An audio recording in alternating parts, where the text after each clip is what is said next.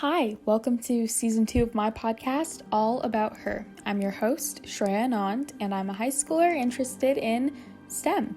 Join me as I speak to various women in STEM to learn all about her experiences and advice for girls like me.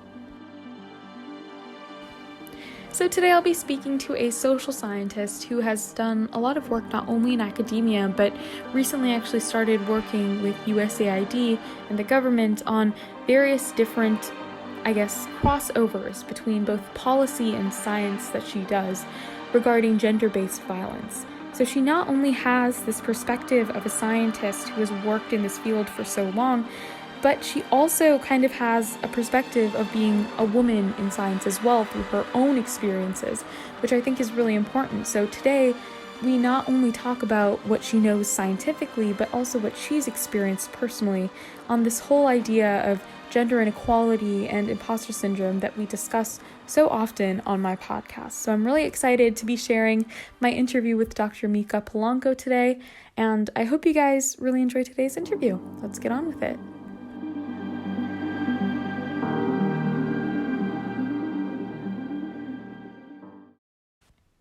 Thank you so much for joining me today, Dr. Polanco. Could you just quickly introduce what your current career and what you specialize in?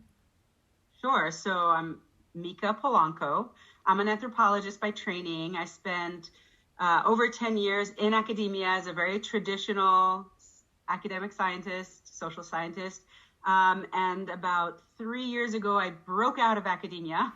It wasn't quite as cold cut as that. It was a little gradual, but I left academia about 3 years ago to work as an applied anthropologist. And mainly what I've been doing is working within government, working inside of USAID and also on behalf of USAID. So working for the agency directly as well as for organizations that support the agency. That sounds like a really specific field, applied anthropology. What exactly do you do in that field? Yeah, it may sound that way, but actually anyone who does anthropology outside of academia would be considered an applied anthropologist. So it's simply a term that means people who take their science and do and apply it to specific work. And so, people who are academics will do science for the sake of science, and that might be in some fields that's called basic science. And then applied science is where you take everything that you learn in the classroom and in the lab and move it out to actually help move ideas or policies or programs or agendas with that science as a source.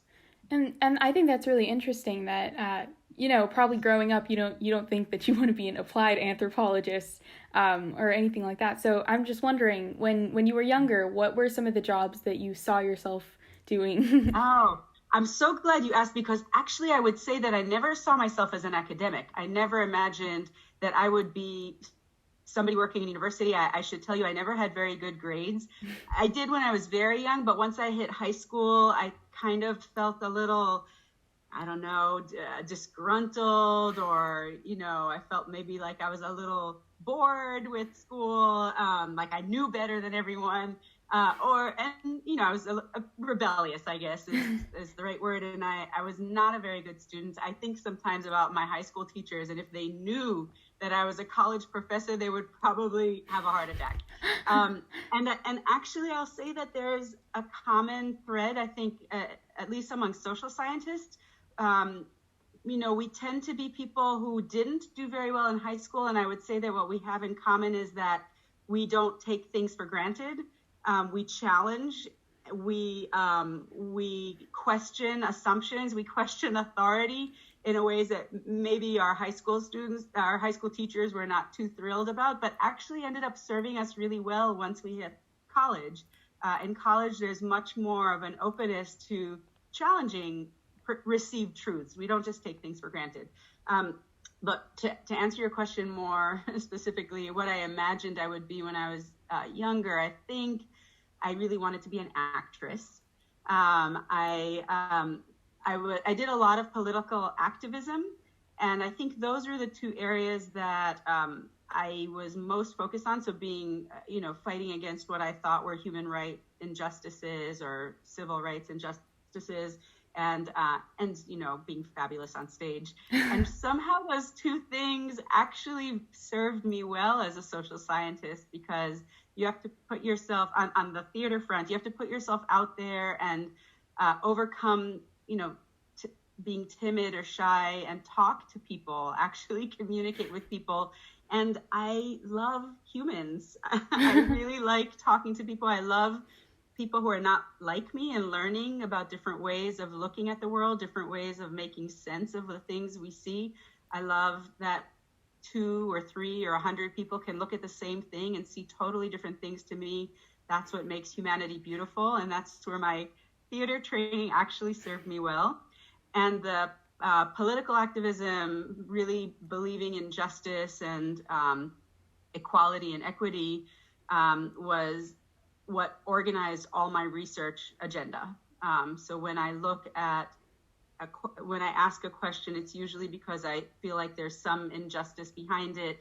And I use my tools as a scientist, as a social scientist, to try to understand what is the source of that injustice, what is it that people are afraid of or angry about or concerned or think, and I use that to dig deeper and really try to unpack what's behind there. And of course, as an applied anthropologist, toward the ends of changing things and making them better. I think that's really interesting because me personally, I love acting. I took an acting class this past year. I love public speaking and things like that. And so it's really great to know that, I can use this in the future.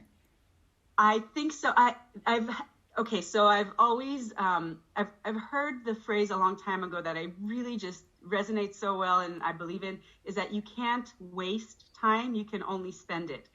And I don't love the sort of capitalist values behind it, but I love the idea that no matter what you do, it doesn't go away, it doesn't disappear, it adds another layer to who you are.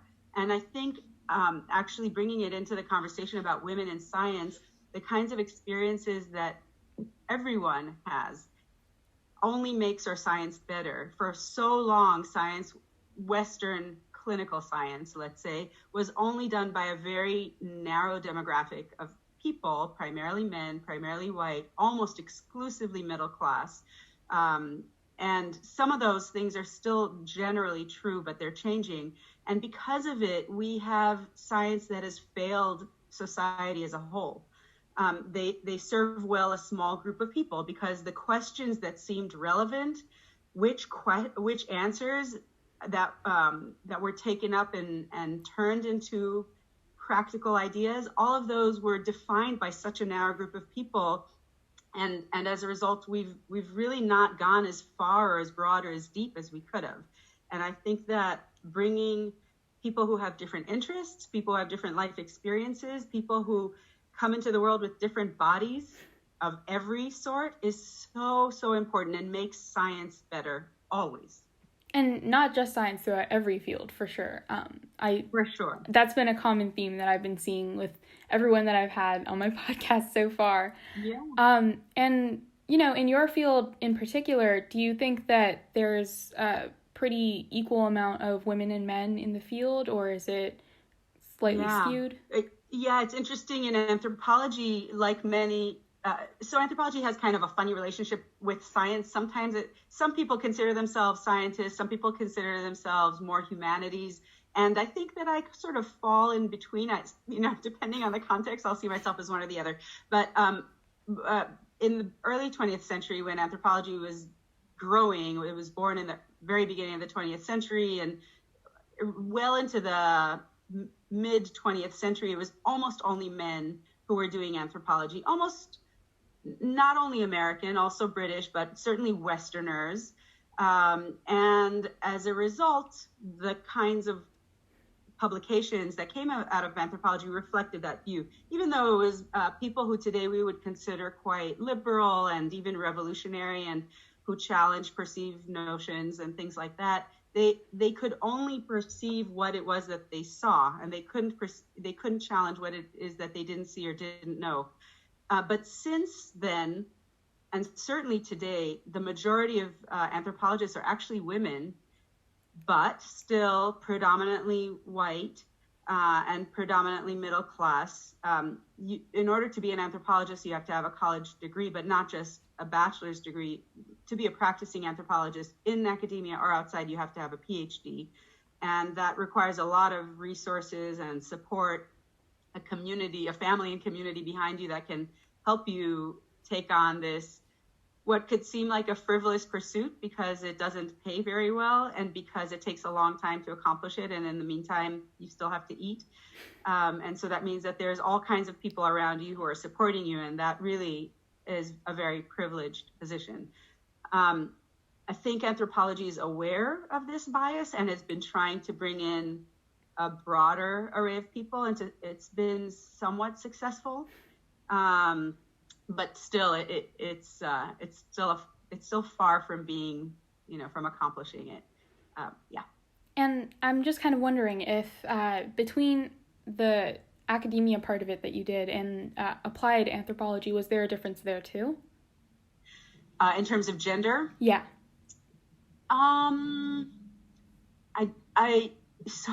So in academia, it's easy to know who is there because we have academic conferences and academic publications. And so you see the whole sort of array of people on a regular basis, at least once a year at the annual conference. For practicing anthropologists, we're a little more like herding cats. So I know some, but I don't know the whole array. But I do know many women who are anthropologists and some men who are anthropologists, as in practicing anthropologists. So my guess is that it's similarly in the applied world, that there are also at least half, if not more, who are women. I also want to say something about this gender division because I know it's different from other sciences. So what you call the different kinds of sciences, of course, is so politically wrought. Some people say real science versus social science. You can guess from the way I said it that I do not believe that social science is any less real. We sometimes say the bench scientist versus the real world scientist, but whatever you want to say. I think it's not a coincidence that in social sciences there tend to be more women than men, in part because it's not as high paying as the bench sciences. It's considered less prestigious for all the wrong reasons, but than the bench sciences, and so it sort of creates a space. So it's more allowable or more socially acceptable for women to do this thing that's not quite as prestigious, that's not quite as high paid. I do this for a living, and I do it because I think that the tools that we have are revolutionary and will help change the world for the better. But it's also harder to sort of explain what it is that we do and to really point. We don't have literally a lab or, paraphernalia and tools that we can hold up and show people. Our tools are so much more ephemeral, and it means that it's a little harder to grasp, a little more conceptual. And because of that, I think it doesn't seem as prestigious. We don't have lab coats and things like that. Our lab is the world, communities and neighborhoods and institutions. And so even though I'm sorry that it's not as prestigious, I am a what's the word? What do you call Christians who try? I'm an evangelist for social sciences. I think it's a hugely important tool, especially in the fractured world we live right now. Yeah, definitely. And kind of on this topic of how you got to where you are today, and like kind of struggles that you faced in your path. What were some of the struggles? And I'm wondering if there's this one thing that was brought up in one of my previous interviews called imposter syndrome, which I think you kind of touched on in a way where women feel like they shouldn't be able to get the higher paying jobs, or just minorities in general feel like that. Did you ever face that? Imposter syndrome is a really important concept, and especially for people who are marginalized, either because of their gender, race, ethnicity, ability, sexuality, etc. And I think that people who are marginalized come to positions of power in different ways. And one way is to feel like, oh my God, I don't really belong. I'm just, oh my God, they think I'm a scientist and I know that I have a PhD, but it's just really hard for me to think of myself as someone with authority.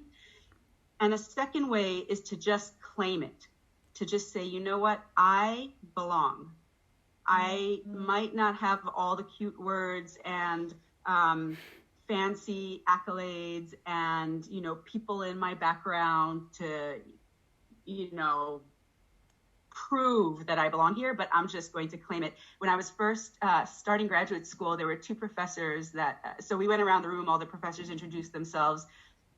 And one of them, so the two professors who were the only faculty of color in my department, one of them said, every time I went to, well, maybe I won't say the name of the institution, but every time I go into this very fancy building on campus, I just feel a little out of place. I know my forefathers were enslaved and that, if they were ever in a building like this, it would have been to like clean up or fix things. And I always feel a little awkward. Mm-hmm. And the other faculty member who went right after her said, you know what? I belong here.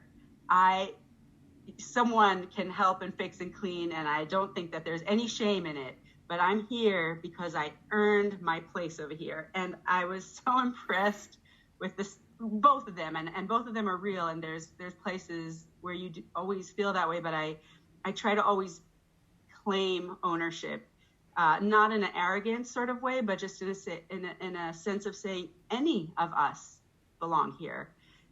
In my research, and I'll answer the questions about challenges in just a moment, but when you're an anthropologist, a lot of times you spend time getting to know intimately people who are very disempowered, who didn't have the same kinds of privileges that you might have had, that I might have had, that may have gone through life with struggles all along the way. And every single time I've done research and talked to people, I came away knowing that they were at least as talented as I am, at least as capable as I am, have overcome challenges that I can never imagine. And if they had the kinds of privileges that I had, and it's not like I'm exceptionally privileged. I come from a middle-class background, but it's not like things were handed to me, and I'll talk about my struggles in just a moment, but they're nothing compared to the people that I did work with. And that understanding helps me know that any of us belong. It's not a matter of that who is in academia and who has a PhD doesn't depend on talent or ability. It depends on access and opportunity. And if we create access and opportunity for everyone, we will have an incredible landscape of brilliant people doing things that are important for the world. So my struggles are really small by comparison, but certainly I'll say that I'll focus on one in particular, and this has been a really sadly frustrating one, and that is compensation, meaning salary. And let me just say that compensation in terms of being rewarded emotionally and psychologically and professionally by my work, I have no complaints at all. But because I am a social scientist, and because I chose not to work in elite institutions, and also, for all kinds of different circumstances, I ended up in a big public university that was exactly where I wanted to be. It's where there were a ton of first-generation students, a ton of students who weren't kind of the traditional, entitled, privileged college kids, but they were really a lot of children of farmers, a lot of children of, regular middle or working class people. And I was so happy to be there for that reason, but it also meant that I had a salary that I couldn't support my family on. I spent 10 years as a professor at a university that my kids could never go to because I couldn't save up enough money for them to go to college. And I was just barely making it. And one of the reasons that I moved out of academia and into the applied world is because I wanted my kids to go to college. And it's so frustrating that was a factor in my decision. And it was a factor that I'm ascribing to the university, but I will also say as a woman, my salary was distinctly lower from my male colleagues. I entered into the university at a bad time in the global economy and in the American economy. It was 2008 when sort of the economy was crashing, and I knew that.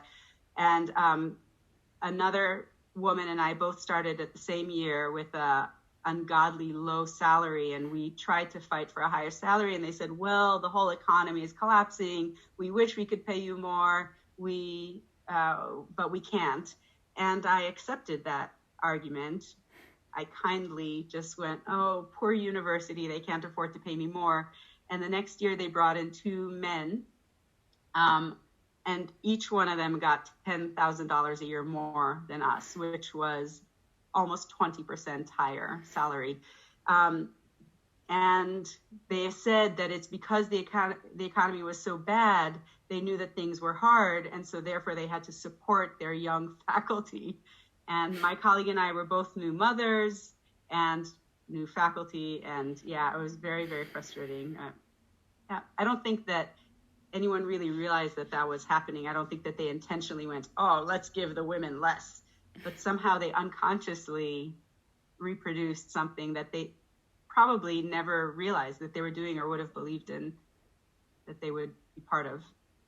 I think you bring up a really good point that I haven't really touched on so far on my podcast. That, and I've never seen this. I know it exists, but definitely salary and being paid the same is one of the biggest parts of equality. And I've never heard a story like yours where you actually explain the issue, because it's really interesting, how they completely discount the fact that women are going through as many or even more difficulties than the men of the same age or older or younger. It's really incredible that I think that can be completely kind of thrown out the window, really, and not considered.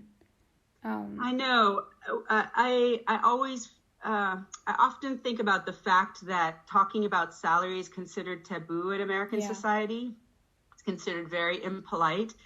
And I think that it's a way to perpetuate salary inequality. Yeah. If none of us talk out loud about what we're getting, then we never realize. So, for example, I didn't know that my two colleagues, who I adore, the two male colleagues who are lovely human beings and actually very pro women's rights and equality, that I never realized that they were making so much more than my female colleague and I until, I don't know, I can't even remember. Someone found out, and then I felt so angry toward them.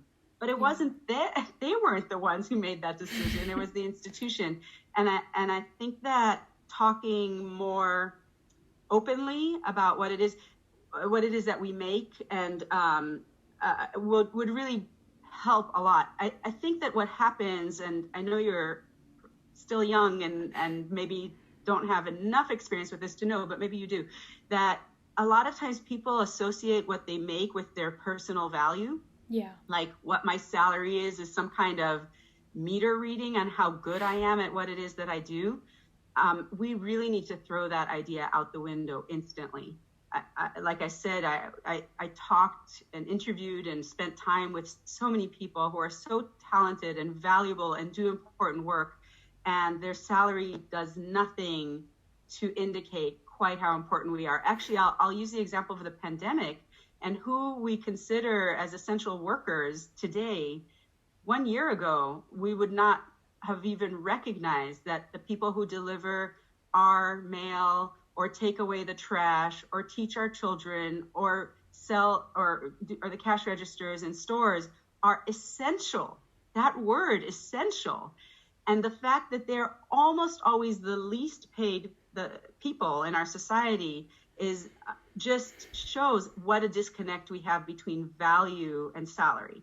And I think that this is no, this isn't directly about science and women in science, but certainly women in science get paid a lot less than women. But even more broadly, what people make as a salary and their personal value are two completely different things. And once we really separate those things out, I think we will feel more comfortable talking about salaries and start undoing the disparities that we see.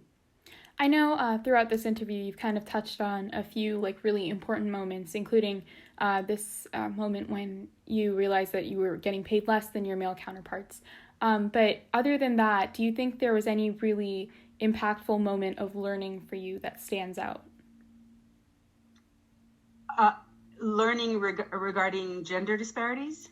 It can be anything, really. I mean, if you want to talk about the field that you're in, something that really stuck out to you, anything that you really took away from that moment, I guess.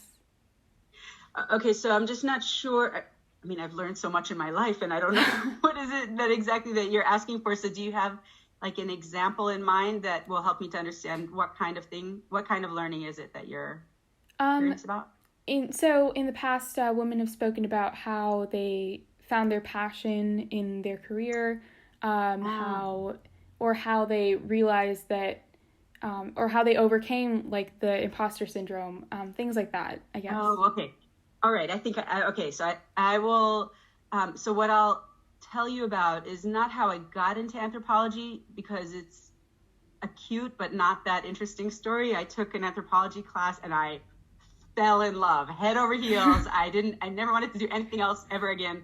I was actually a theater major and I was forced to take a social science class, and I was so reluctant.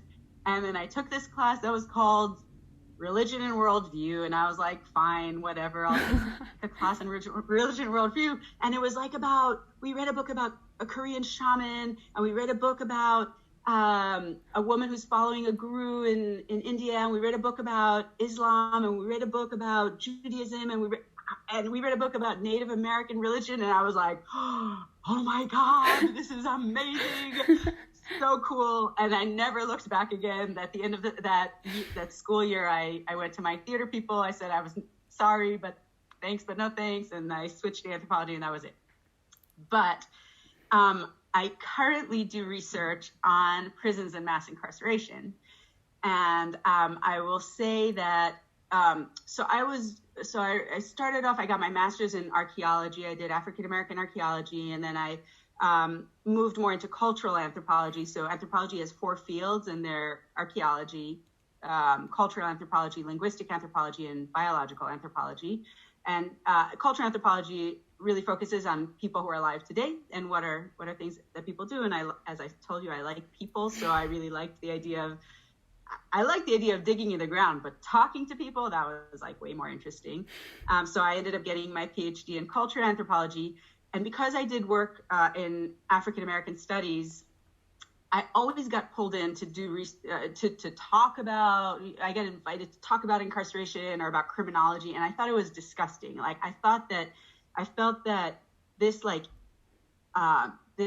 instant association of Blackness and criminality was extremely problematic, and I intentionally avoided it. I got invited to teach a class one year that was called, it's laughable now, but it was called The Black Experience. I didn't give it the name, as if there is one Black experience. And so, and I was told that it should cover things like family and incarceration. And I was like, no, I will not do incarceration. I refuse to feed that stereotype. No. And here I am 10-15 years later, and that is my singular focus, mass incarceration, prisons. And it's because along the way, because of both professional and personal experiences, I came to realize that mass incarceration is the single most egregious human rights violation in the United States, and specifically against people of color, and particularly Black people, and particularly Black men. The United States incarcerates more people in the United States than any other country in the world. So the United States makes up 5% of the world population, but we have 25% of the prison population of the world. We incarcerate more than they used to say this phrase, the axis of evil, Iran and North Korea and China and Russia. We actually incarcerate more than all of them put together. But more importantly, you may know that, you probably know this, we consistently incarcerate men of color, Black, brown, young men of color. And one way of thinking of what mass incarceration is genocide. We keep men separate from women. We keep them away from being part of society. We keep them from contributing, sharing their talents and skills and insights to society. Society is so impoverished because of incarceration in general, and specifically because we insist on putting this specific demographic behind bars. And so, funny enough, here, after being so resistant to doing, to talking about Blackness and incarceration, here 15 years later, I think that it's actually the most important thing that we need to talk about. Not about Black people's criminality, but about the way Black people are criminalized and incarcerated. So kind of last question. I'm trying to kind of put two things together to see if we can mix them up a little. But do you have any advice for people that are trying to break these stereotypes, who want to enter a particularly male-dominated field, who want to go into anthropology? Any kind of general advice? Yeah. Okay. So anthropology is a funny field because it's not male-dominated. Although, if you look a little more carefully, you will see that even though most anthropologists are women, most anthropologists in positions of power are still men. And so I think that the challenge is not so much getting into the field, and I think that there are reasons why anthropology appeals to a lot of women. It's a science that actually allows for a lot of, sometimes my students will say gray, like it's not black or white, there's a lot of gray.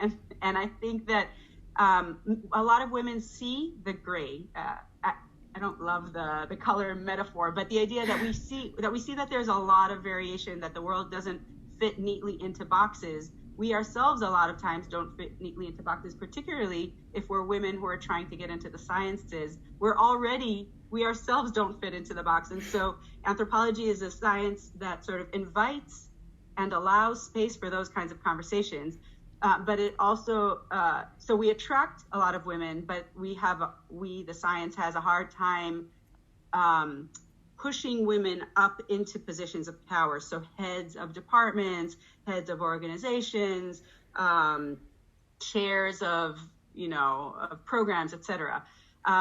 So I think that getting into the field is less difficult. I think that classes are available. I think that women have an easy time enjoying and doing well in those classes, and that the voices that we bring into the classroom are very valuable. But I think that mentorship is what takes us to the next level. Finding someone, an older person who is in a position of power or who understands the structures to bring us along and to point the way. This is especially true for women who are first generation, where we can do really well in a class, but what do we do with that? What do we do with the fact that we got an A in a class? And, should we major in it? Should we not major? What are the pros and cons? Sometimes people are reluctant to major in anthropology because they feel like there's no jobs in it afterwards. And to some extent that's true, and certainly they're not going to be as well paid as some of the other sciences, but that's not the end of the answer. That's just the surface. And if you dig deeper, there's all kinds of ways. And now that I work outside of academia, there's so many places where people know that they want anthropologists. They might not call the job an anthropologist. It might be, so I work as a gender consultant. I also work as an inclusion consultant. And there's millions of those jobs. And every time I say I have a degree in anthropology, they go like, oh, okay, great. They're like, yes, bring her in. And so there's a lot of places where people look for anthropologists, even though the job title doesn't say anthropology. And so I would say that getting mentorship. So if you take a class in anthropology and you like it, talk to the professor, harass them during their office hours, accost them with emails, connect with them on Twitter or wherever it is.